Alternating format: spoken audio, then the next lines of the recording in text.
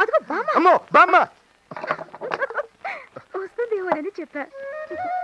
వచ్చినప్పుడు చూడొచ్చులే. ఒరే సుబ్బిగా, వస్త్రా అతను వచ్చాడు. ఏంటయ్యా నువ్వు చేస్తున్నది? నేనేం చేస్తున్నాను, సామాన్ చదువుతున్నాను. ఏంటి సద్యది? ఇల్లు అద్దెకి తీసుకున్నప్పుడు ఒక్కడవని దిగావు, తర్వాత పెళ్లి అయింది, పోనీలే ఇద్దరు. అది కాకుండా మీకు ఒక్క అమ్మ, ఆవిడ కూడా ఇద్దరు పిల్లలు, మొత్తం కలిపి 5గురు ఉంటే ఎలా కుదురుద్ది? ఎలా కుదురుద్ది? ఒక నెల టైం ఇవ్వండి, ఖాళీ చేసేస్తాం. నేను ఖాళీ చేయమన్నానా? నెంబర్లు పెరిగారు కదా, ఓ 500 అద్దె పెంచుతాను, సరిపోద్ది. మాకు కుదరట్లేదు, ఇరుగ్గా ఉంది, మేము ఖాళీ చేసేస్తాం. ఖాళీ చేసేస్తారా? ఖాళీ చేసేస్తారా? అయితే వెంటనే ఖాళీ చేసేయండి. ఏమిటయ్యా, ఒక నెలలో ఖాళీ చేస్తానని చెప్తున్నాడుగా. కుదరదు. నా సంగతి నీకు తెలీదు. ఏం చేస్తారు? ఏం చేస్తారండి? ఏం చేస్తారు? ఏం చేస్తానా? ఏమిటో చూపులు, చూపా చెయ్యి కూడా పట్టుకున్నావు. ఇందాక నువ్వు ఈ చేత్తో ఈ చేను ముట్టుకున్నావు.